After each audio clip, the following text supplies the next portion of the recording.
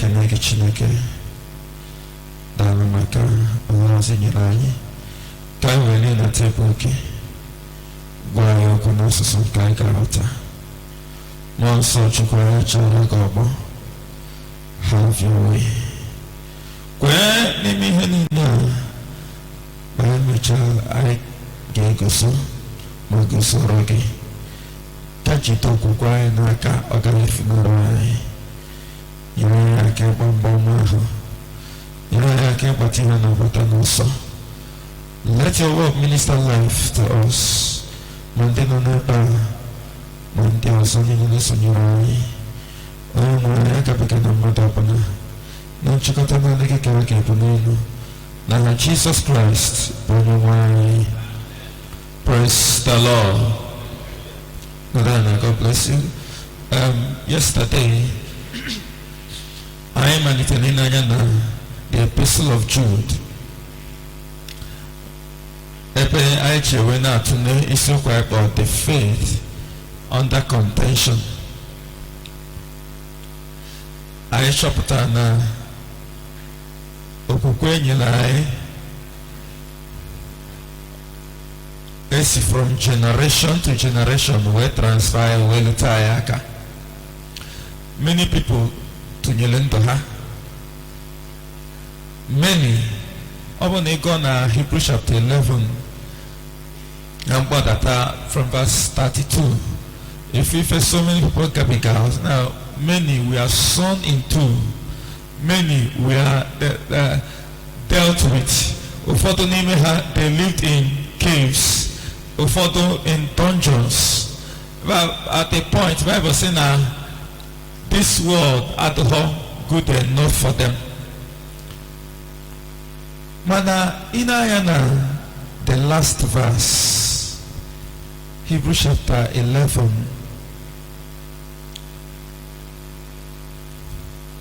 o nwere ihe Bible kwuru ebe a. Hebrews chapter 11. Let me get it. Okay. Verse 40 of, let's take from 39 and 40. After all describe their trials of mockings and scourgings and stoning for that and so many of them gabiga so many things.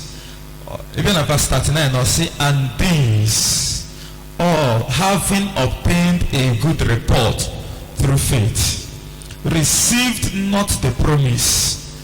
Why? Verse 40 will say, God having provided something better for us, that without us they will not be made perfect. Now when you hear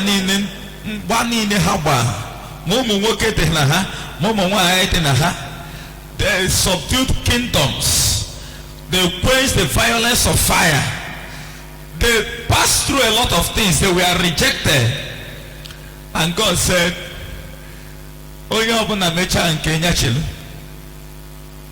Hannah said, yes, no question. Even Paul yesterday, I heard Paul say, a crown is waiting for me. And God said, wait. Hannah said, can you see the crown? Can you see the reward? Chineke say, chill. Can you Chineke neche? Verse 40, you see, now God will something better for us, not for them. Mana, can you Chineke wait for us? Now without Ayewa, Kanabia, these ones will not be made perfect. As wonderful as it were, man, God say, your reward is dependent. No will do also Kanabia. No, I take a convocation. I open on Chinese ways, or a glorious celebration. One missionary. Now, Banawan Island, DJ, oh my God, sent him there. Otolianya. Now, Chineke said, go there, I'm sending you to that place.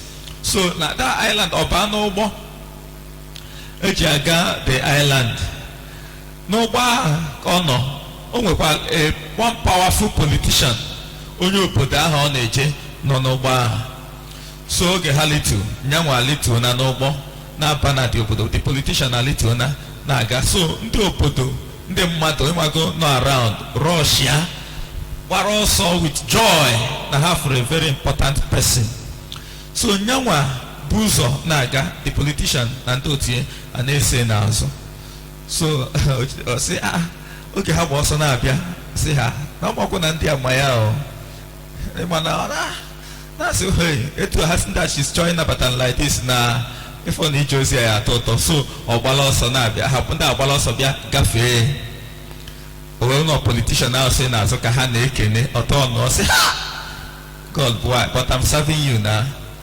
kelodi ya dị ha o nwedo onye nwe ebe ọwụrụ politician ordinary politician ka ndị mmadụ na-ekene like this so the voice honor say don't worry, allow the world to celebrate their own. When you come home, heaven, angels will celebrate you. Happen to why I celebrate you when think the most in a checking at they will celebrate you. Bible say even at that, and God can will you on nature, give one and more. Hallelujah. And yesterday we started looking at different ways, different levels of contention. Joe to Cholita Opo, most always that's common salvation. And we know the better in our midst that you need to deal with. The faith I believe as Christians. I was saying, once and for all, God nakai chepapia, God nakai e content. Inusio gike wamba dosho na napoho papa aya na no for your faith. Just like we prayed yesterday, your faith will not fail in the name of Jesus Christ.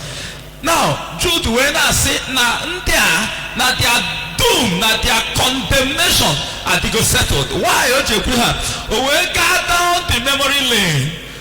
We trace that was where we stopped yesterday.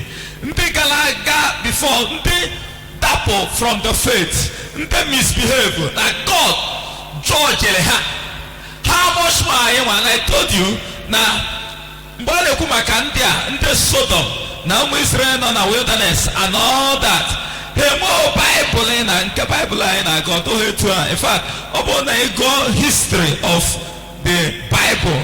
It was translated na different languages. Funa ofoto amoro hoko makana ha translate the Bible. Asino melalo onye kwala anya je the Bible. Onye kuna na nte mmadụ ya da Bible na pagari.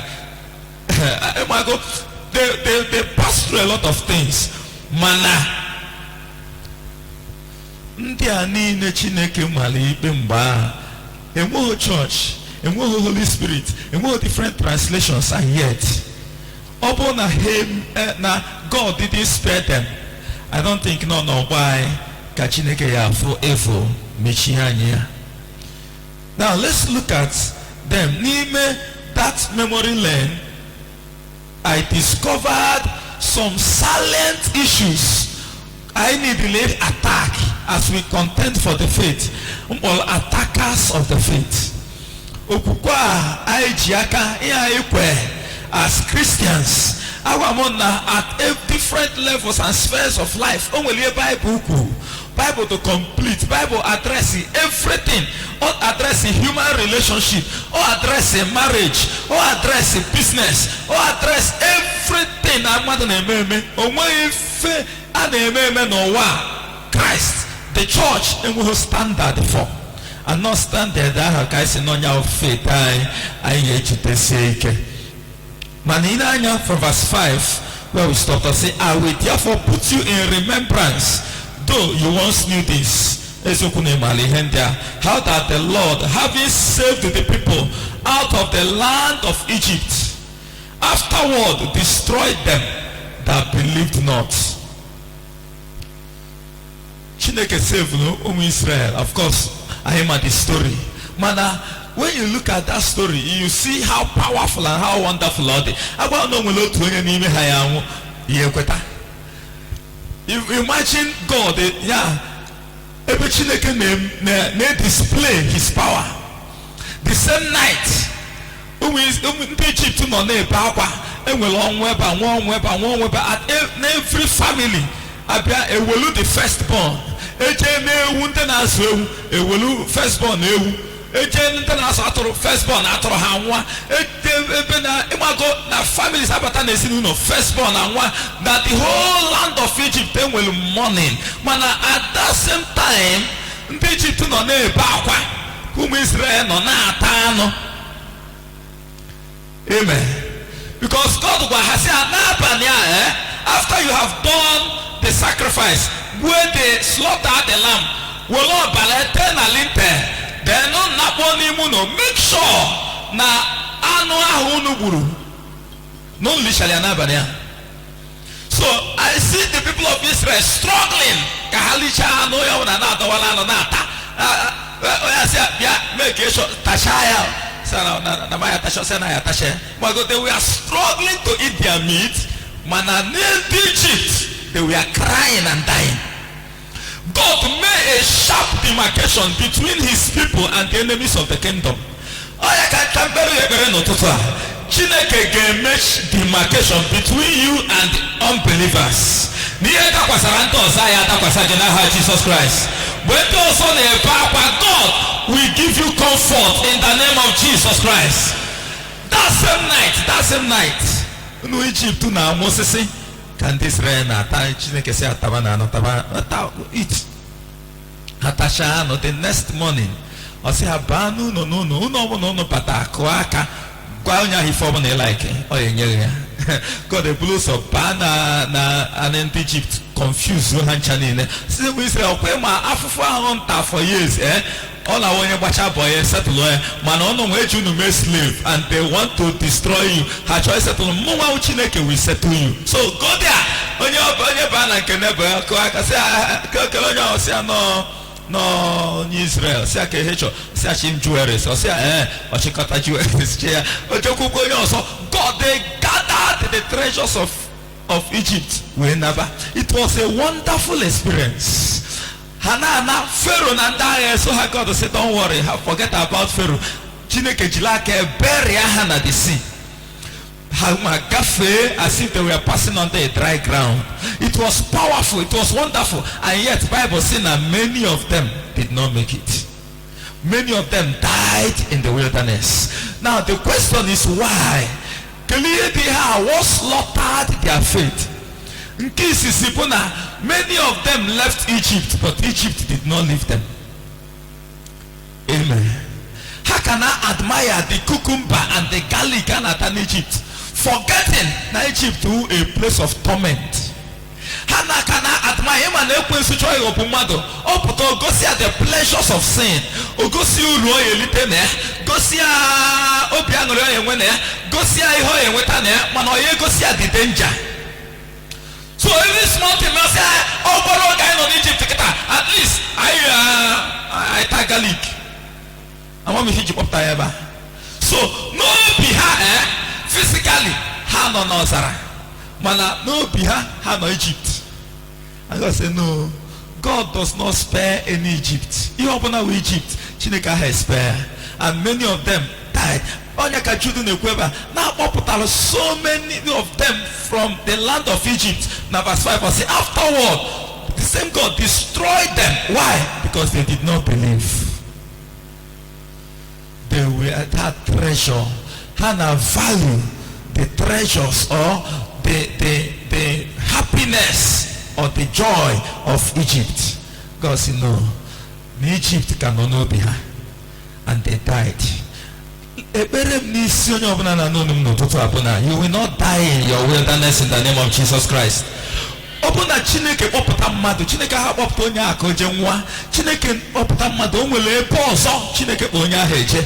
for you, Jesus.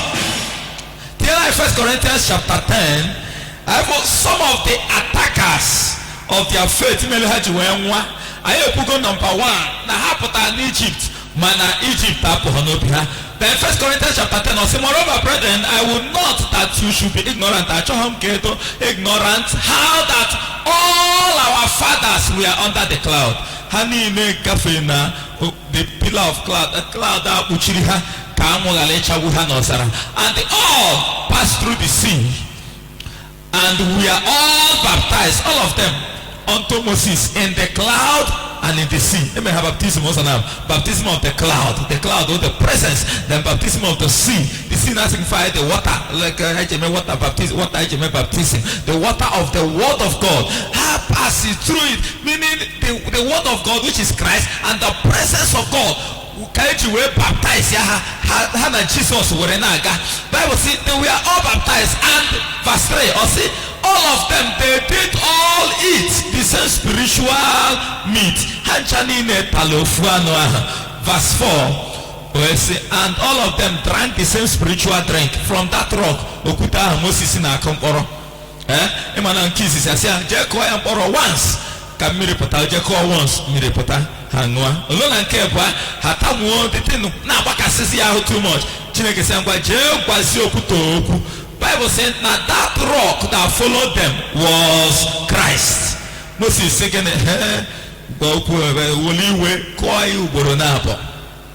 and the lamb Jesus cannot be stricken more than once. So also once Kaya strike the Son of Man. I once strike there once. The fountain had opened. Anybody just can make a demand. The sacrifice of Jesus will be once or 2 times. To strike the rock the second time was the highest error Madu commit. Madu feel na the rock, which is Christ, can pass through that striking 2 times. Or just strike and give a strike away.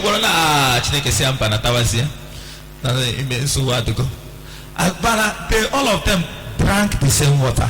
Verse 5 or say, and with many of them God was not well pleased. Ezokuna half of the anointing, hang Miriam, have a baptism, hallelujah, that spiritual meat. They passed through the glory of God. They were followed by the presence of God. God was not pleased with many of them. Why? I said they were overthrown in the wilderness. Here is in verse 6. I say now these things were our examples, so the intent that we should not lust after evil things. So number 1, they lusted after evil things. So one of them, when you come the faith under contention, and will certain things now we bata nantomado, now we bata na church, now we bata in the life of a Christian. Now contend, now choka or slaughter the faith, now choka destroy the faith. One of them both lost over or lost after evil things. Even not just their own owner, they lusted after evil things. Mana lost on his own we would do terrible. Whether they are lost after a good thing, lost, most of the times I see now go on canoe. My name were lost of the eyes. Hallelujah. I go if a mother now fire, I go see when the lust of the flesh, when pride of life. Bible saying that these people were lost for evil things. Here I go doors, I go. If the Lord was I go, have them pause up now worship bad. I say I just try ya. Have them pause up now Molech. I say I just want. They lusted after evil things. So lost for evil things and lost. If I had not lost, not the had about ambition. What we drive for your seek. Vision. Yes, here goal, here aspiration. Man, I lost. Yeah, open a man with a heifer this year. If they brought to me, open a man on cat this year. They brought to me. Chineke, open in your home. Make a soka. Chineke, open in your home. If I go lost. If we are only keep anything, only keep 1 year, only case yes, only get lost for evil things. That is one of the attackers of the faith. Then, for the next verse, Also, no, neither be you idolaters, as we are some of them. As it is written, the people sat down to eat and drink and rose up to play. Okay, Moses Nugu.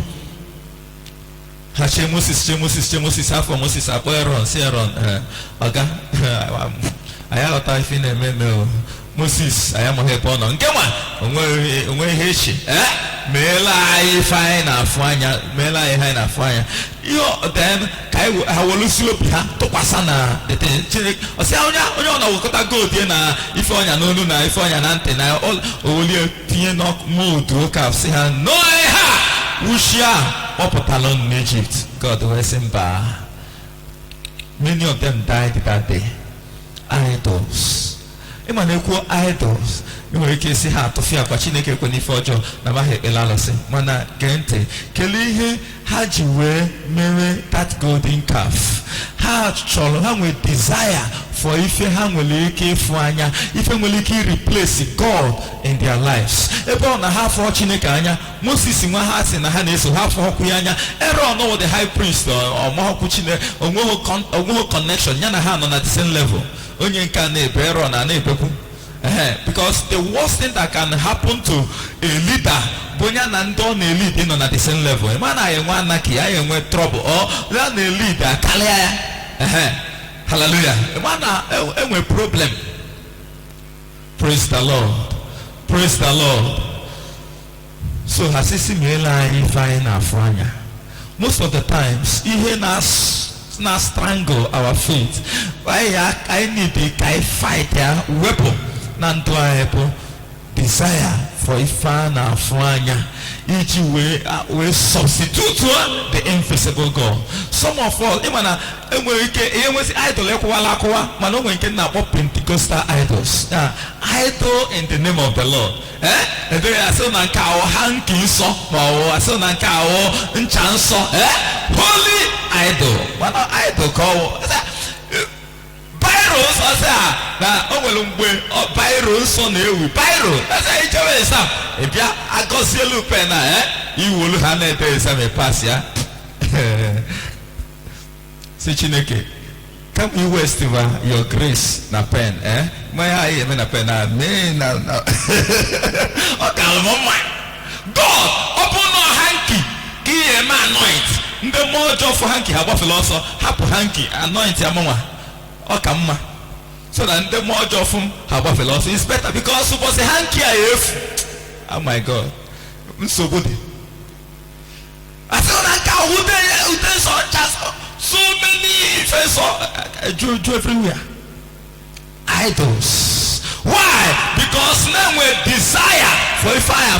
If they wish I want to very same na Chineka sana I say at least one can make baby, monkey mother, penototo, monkey mother, monkey mother, lasha, monkey mother, all golden calf. They are.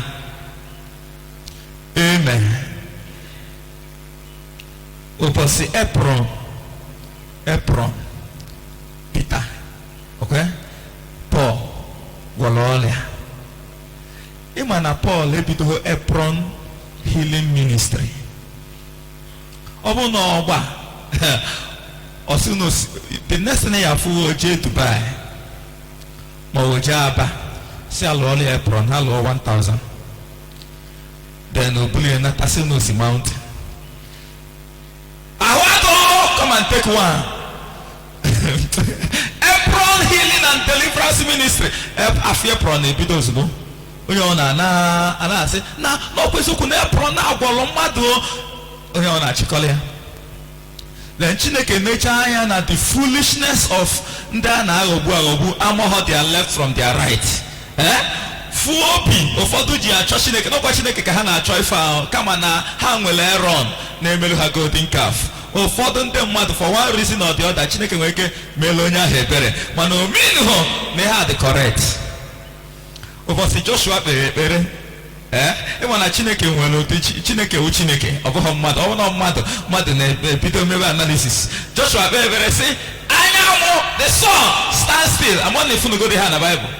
Okay, ya na ndị anwaleke na anọ ọ sị let the sun stand stand still until we defeat the entire Amalek niile. Mana nke weziokwu na the sun aga aga. You don't know.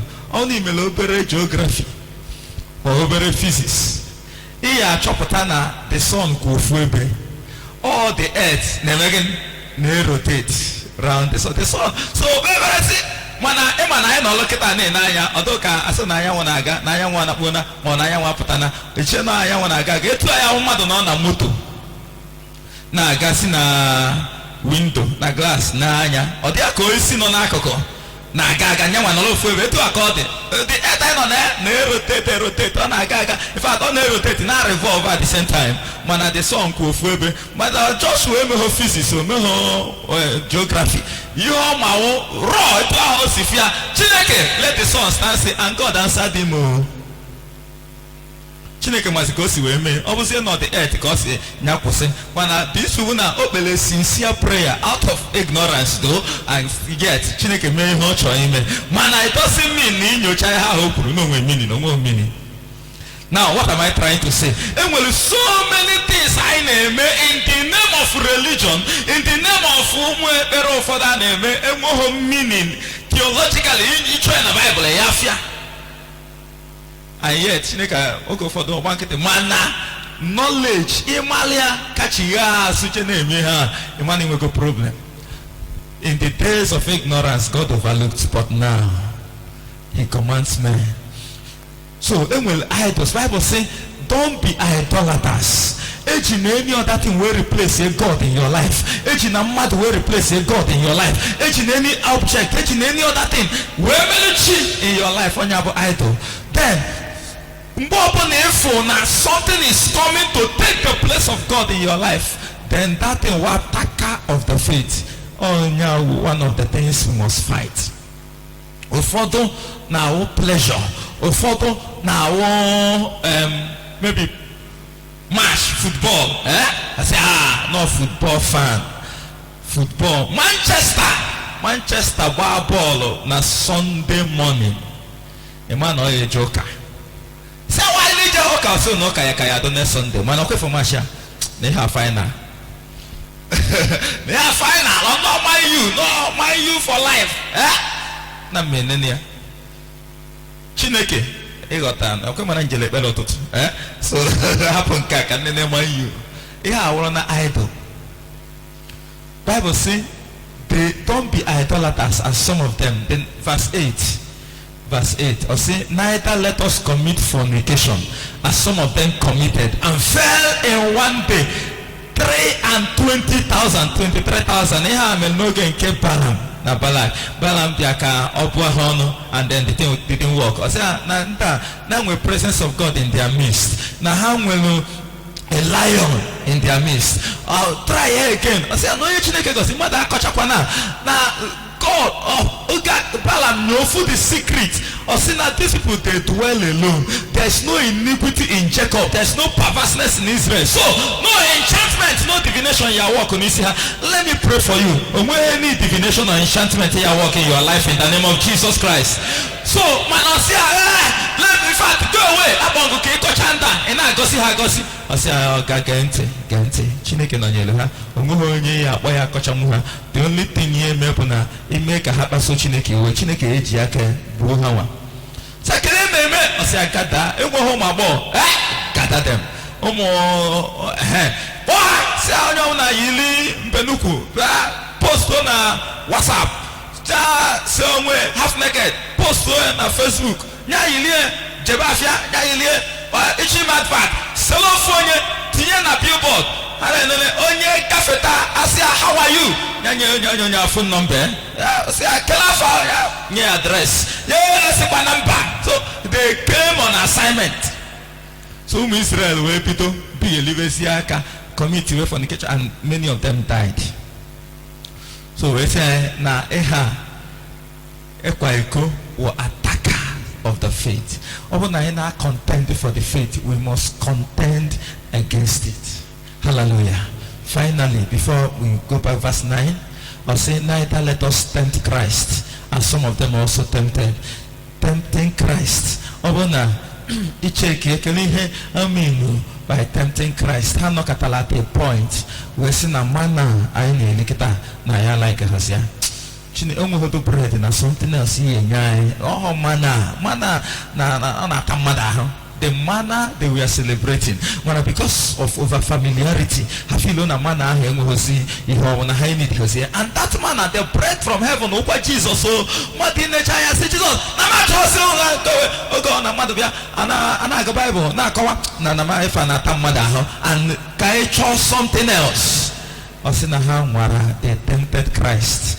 And we are destroyed of serpents because in case you openly reject Jesus, Imani accept Gabriel's and via media and in between and mother vibrant child of God.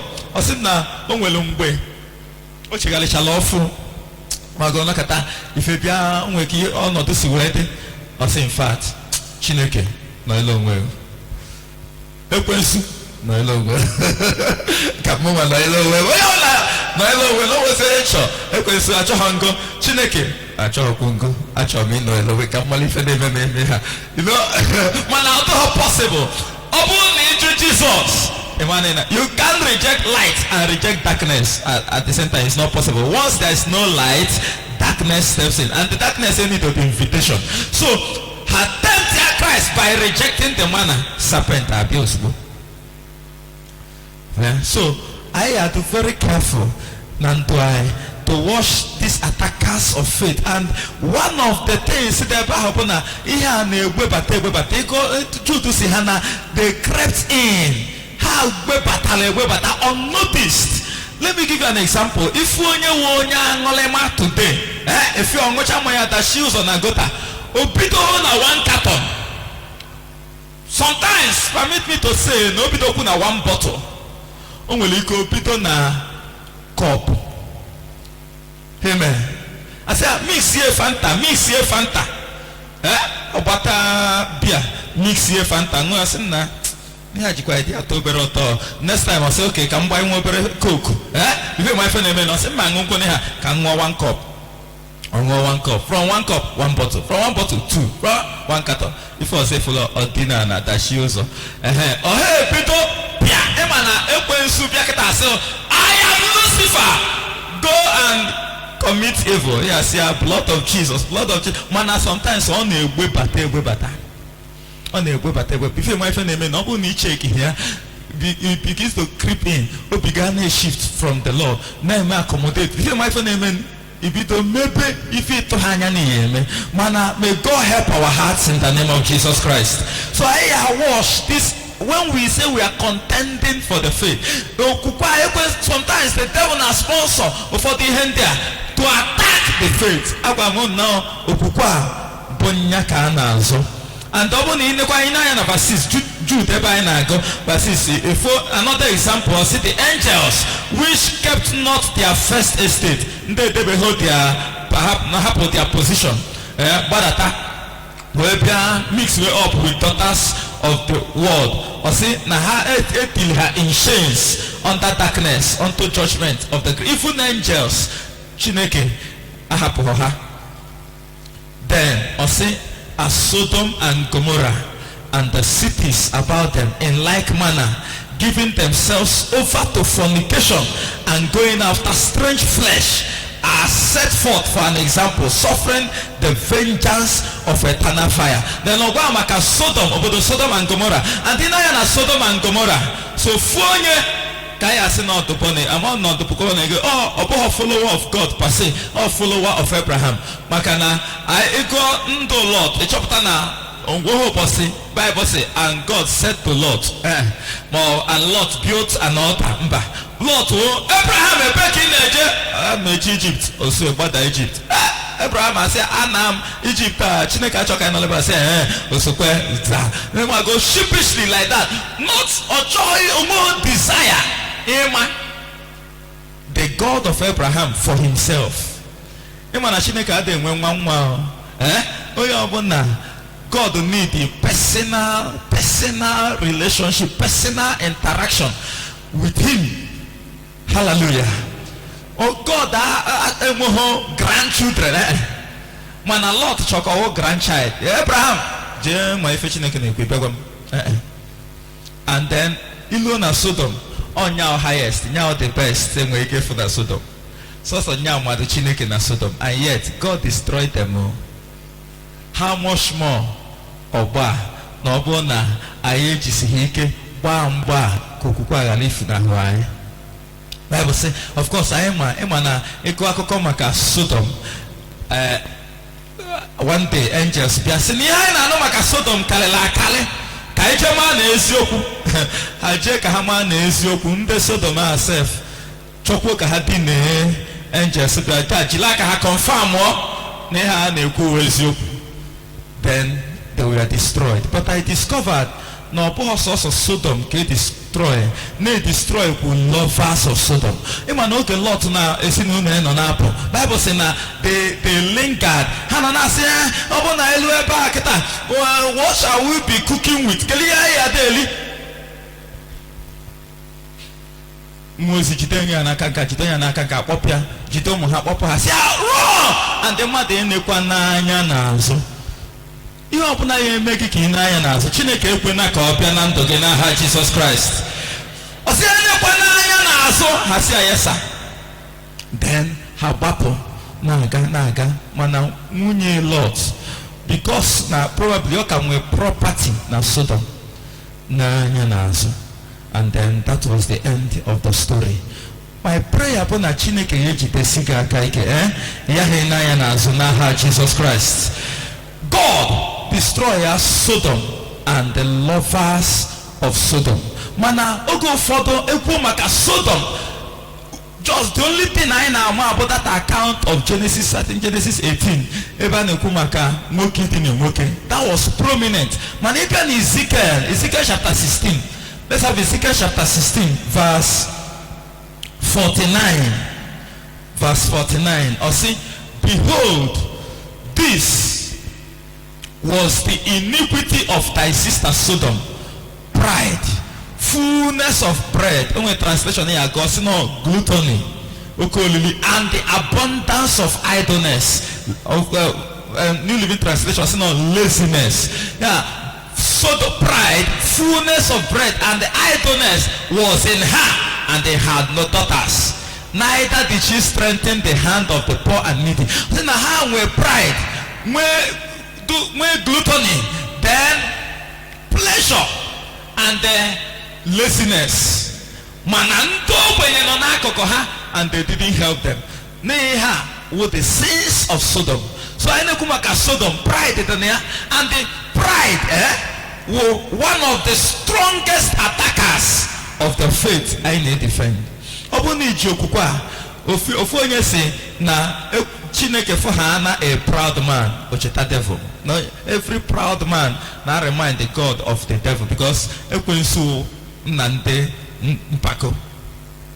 Pride of life, pride of grace. Then my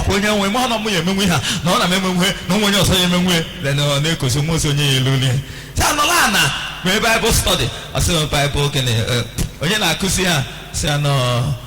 Onye nkuzoka onye nkuzoka kele onye nkuzoka jo theology akawana sit down because pride or because no feel na pride of race pride of grace, pride of race, pride of tribe aboromado, and so many of them. Then gluttony and idleness.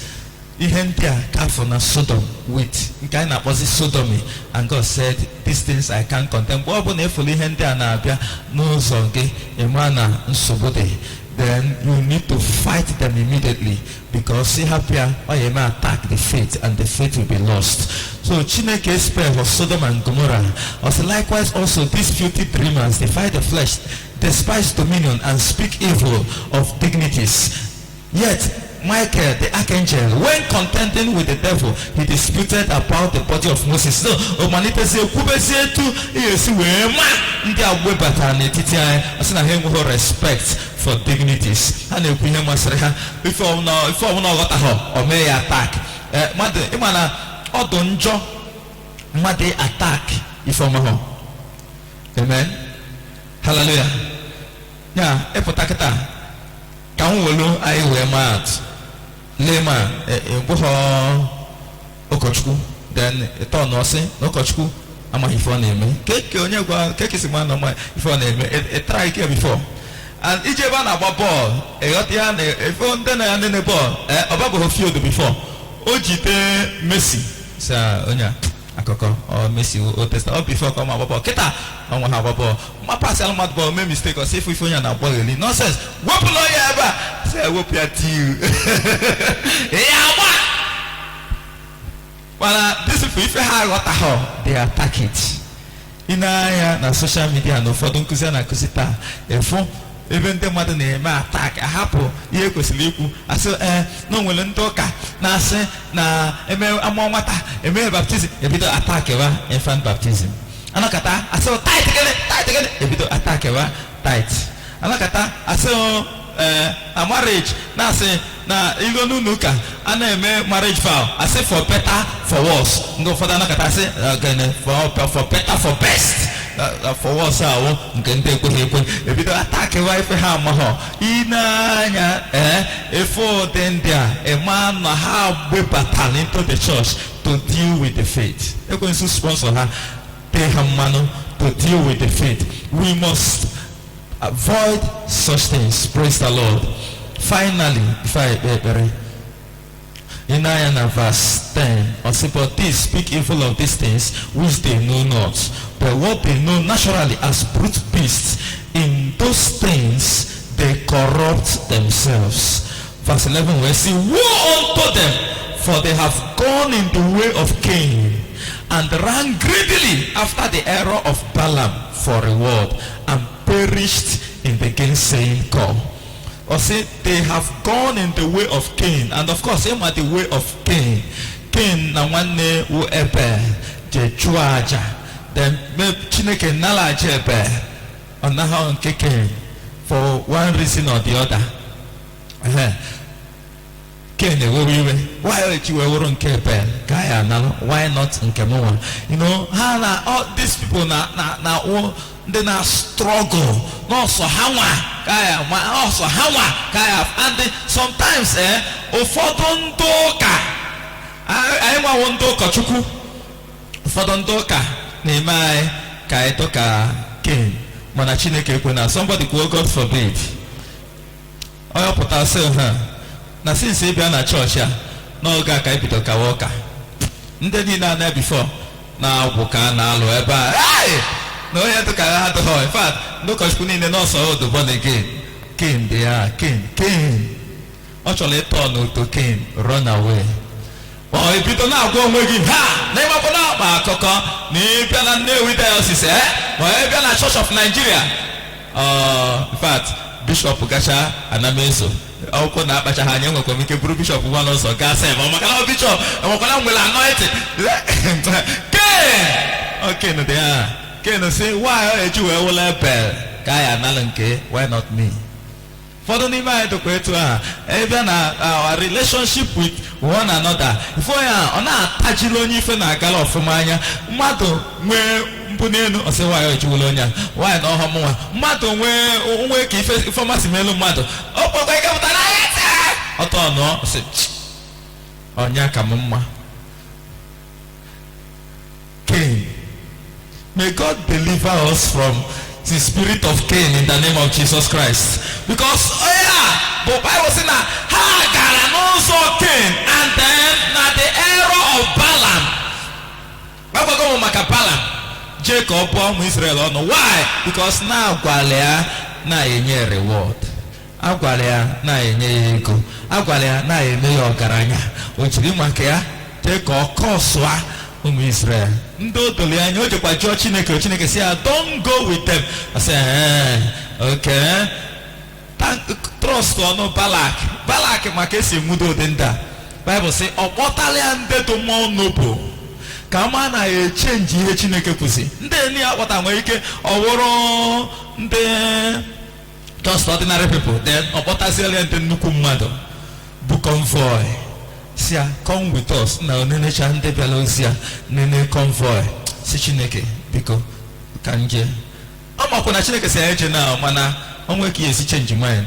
Chineke si ya ngwa na ọbịa chọrọ ije ngwa jebe permissive way, then pụkwa n'ụzọ chechechie because God nwe ihe chọrọ ime ya. Send their angel chechie ozugbo ọ na-apụ from the presence of God, anya ya emechie na horse ya na fusi vision. And they go maka Balaam. Bible say no, a man whose eyes was open ọ na-emu anya etu a na-enwe revelation. Ọ bụghị nke o muchi anya ofe n'isi sheri mama so na afọla akpati ọ nọla etu a na ya na-akpa nkata ọ na-akwaghị ife ọ na-afụ. His eyes were open. Mana that day the man whose eyes were open could not see vision again. Why? Uche do na reward ahụ enye ọ blind ya his eyes. Ije ahụ o jelu finish ndụ ya, finish ụmụ ya, finish his ministry. Why? Ọ na-achọ reward. Be careful of reward esighị na Chineke. Ihe ọbụla Chineke anyị enyeghị is not for you. Ọ bụrụ na iweta ya ọ attacker of the faith and you must beware of it. Chineke nyere anyị aka ka ihe ya eme ka ọ bụrụ na anyị nweta ọ backfirezie bụ negative na ndụ anyị. Chineke ekwena ka ọ bịara anyị n'aha Jizọs. And Balaam perished. Verse 14 ka anyị achịkọta for today. Ọ sị and Enoch also, the seventh from Adam, prophesied of this saying, behold, the Lord cometh with 10,000s of his saints to execute judgment upon all, and to convince all that are ungodly among them of all their ungodly deeds which they have ungodly committed, and of all their hard speeches which ungodly sinners have spoken against him. Also said, these are murmurers, complainers, walking after their own lusts, and their mouths speaketh great swelling words, having men's persons in admiration because of advantage. Yeah? Because of advantage. I say na how murmurers. Enwe ifi ye make all their ma. Ime I say why you be. Ime be I say you humiliate. Ime I say you complainers, walking after their own lust. You open no chepụta no be o me maka no feel no ememwe. Speaking swelling words, okwu kalelia ọ na-ekwu because no feel no ekwu nwe o mepe ọnụ ya ọkwuo ife ọ nọ like maka no feel no ekwu nwe. They have men's person in admiration. Why? Because of advantage. If you wanna admire personalities, ọ because no nwere respect. Ọ maka na ọ na-achọ ka ọma na onwe ihe ya adapụ. Asị na ihe nkịta ji eso onye afọ ukwu bụ na ọnyụ ha anyụ na ya agbọ agbọ. Ọ bụ respect. All because of advantage. Evil thing there. Bible says na ha webata n'etiti anyị na-achọ ka ha deal with the faith. But na Chineke enyela anyị aka, we have to be watchful. Ha nọ na panwe, ha nọ na ndị men of God, ha nọ na ndị nkịtị. We must watch over these things because when you mix and mingle with such things and such attitudes, what they do and what they say, enwelu capacity to attack the faith and finish it. Chineke enyela anyị aka. I ekpekpere n'ụtụtụ asị God, everything onye ilu na sponsor to attack our faith, Lord, wepịa n'ebe anyị nọ. Kwụrụ ọtọ ka ekpe ekpere. Enwere attackers of the faith. Anyị fụ na number 1 na obi ndị Israel eziokwu na ha pụtara n'Egypt mana obi ha ka nọ n'Egypt. They were murmuring, they were complaining. Onwe ihe Chineke mee nke a ha sị what of nke a o mee nke ha nọkatakwuo mana ha sị na ha chọrọzi ya nọkata kpewela alụsị. So many things began to creep into their lives. Kpee ekpere si Chineke ya nyere gị aka. Can you pray? Ihe ife niile a na-achọkwa n'owe obi gị, your faith, okwukwe a isi n'iji ekwesị na-achọ ka ọ maa na onwe ka ị esi wee drop okwukwe a. Mana ekpere anyị n'ụtụtụ a bụ Chineke attack these attackers of our faith. Attack this whether not from within or from without. Some of them church, ministry, one man of God, they spread the virus. na-ekwu ife ọbụla masịrị onye a na-lead ndị ọzọ ha na-aga n'ụzọ the ways of Balaam. Can you pray and say, Lord, nyere m aka ọ bụrụ na ị ka ji okwukwe a so why I will not lose this faith. Every attackers of the faith, Lord, attack them. Ekwela ka ha bịa m nso. I will not go in the way of Cain. I will not go in the way of Balaam. Oh God, help me, Lord. Sometimes ha na-adị cunning. You need discerning spirit. Ka i wee mara ha. Lord, help me. I will not be a victim of attackers of the faith. Mbacha ọsa ma agbati ha na-agbata n'ọsọ. Isukapalantele gebo shata. Lekwa palagada bo seketere bo shapata gada. Jigide onye nwe m Jizọs, jigide m, jigide m, onye nwe m Jizọs, jigide m, ọsọ gị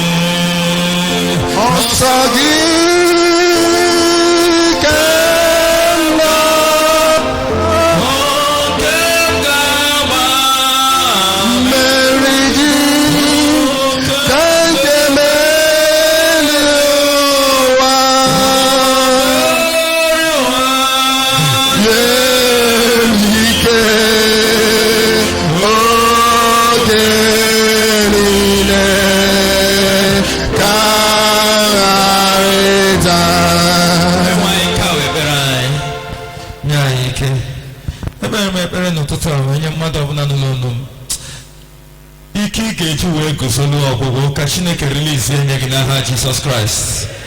The grace to stand till the end. Receive it in the name of Jesus Christ. I will restore.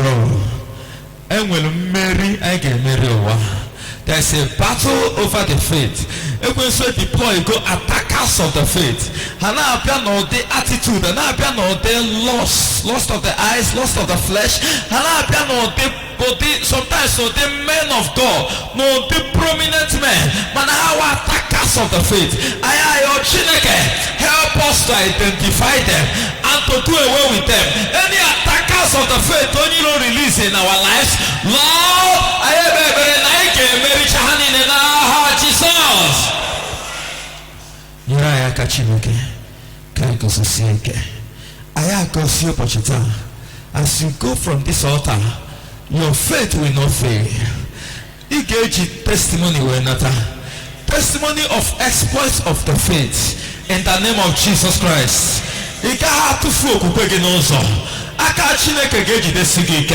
Ebe mekpere na ụbọchị taa ga-ejupụtara gị na ngọzi. Ụbọchị taa ga-ejupụtara gị na ọdịmma. Ụbọchị taa ga-ejupụtara gị na mbuli elu. Ụbọchị taa ga-ejupụta n'ihe ị ga-eji wee ṅụrịa ọṅụ. Ị gaghị anata phone call ya eme gị obi mgbawa. Ị gaghị ife ọbụla ya eme ka ị kwanye akwa. Anyị okwubi okwu from this altar. Ọ gaghị abịa n'ụzọ gị n'aha Jizọs. Any projection from the pit of hell, any declaration of the enemy, you open a kubrina or bench a jobana, a kulenebo sabareto, a kulenebo sabareno, a kuleno quabo, a weponano, a quaya. I am to son pensa, the altar that is above every other altar. This exalted altar is connected to the Holy of Holies. And we decree now, open against you. I am cancel Jesus. I am cancel Jesus. Esi broka akota. Oh ye chigas back to the center. The pestilence in the mutento saga hemuteki. Na pania anti Egypt ne papa come Israel na tano. I pray for you this morning. When those organizing will order that Chineke gane punigeno. When those organizing will order that Chineke gane punigeno. In the name of Jesus Christ. No consimiria home Israel sikafe. Oh no consimiria kantaya fero moro. Ebento so se no sade ho. Tachineke kwara goso na Jesus. Na reke ne Chineke nihi na asa ekpere. Otuto na mpune nutere gị. Na Jesus Christ onye nwe anyị. Wepụta onyinye gị.